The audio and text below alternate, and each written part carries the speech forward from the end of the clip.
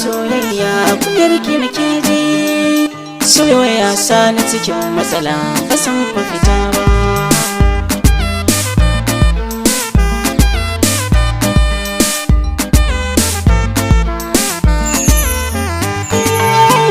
Komai ka ji ba waye kan so ai masa uzuri, dukan wata cuta cikin jiki tana da mafari, amma ba tamkar cutar so masa a ji tsari.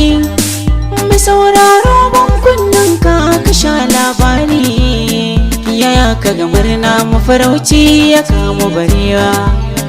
Na tashi ina harkar waka cikin ta na tashi, sa'anni na ina raina su ne mana amshi, waɗansu su ce na burge su waɗansu su kushe. Kai haƙuri bisa yin komai a kwana a tashi, suka ji ana kai ne wane ana nunawa.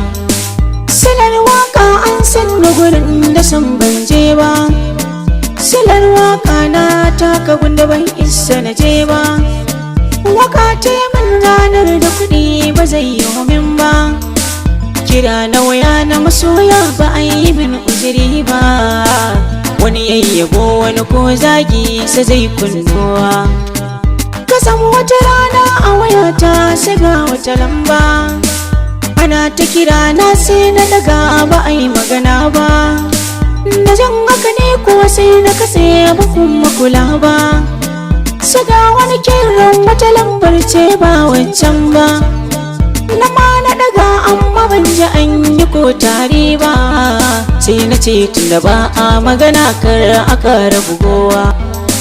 Bayan na ta shiga ofis na wuce ga makwanci, na yi sallah na shirya zan fara cin abinci, sai ga lambar nan an ƙaro kira dan na ce jin haushin ba a magana ni kwane ke dagawa.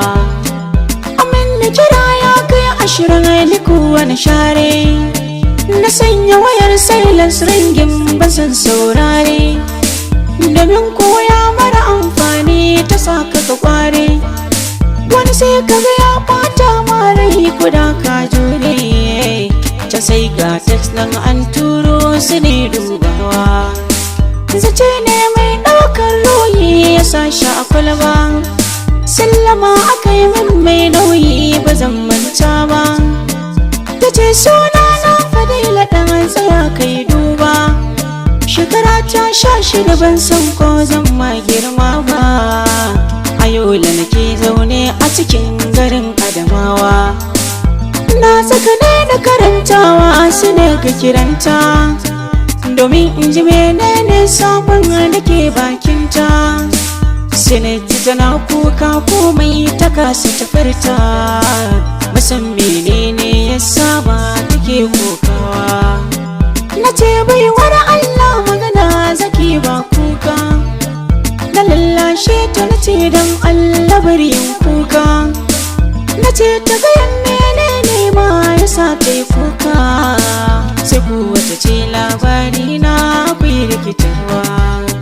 Mai sauraro zan so ka biyo wani bashi kai ma, domin lokacin ba zai kai ba har ma an gama. Biyo ni cikin waka ta gaba nan za ni gaya ma, lafazin yarinyar nan ya sani na kokawa.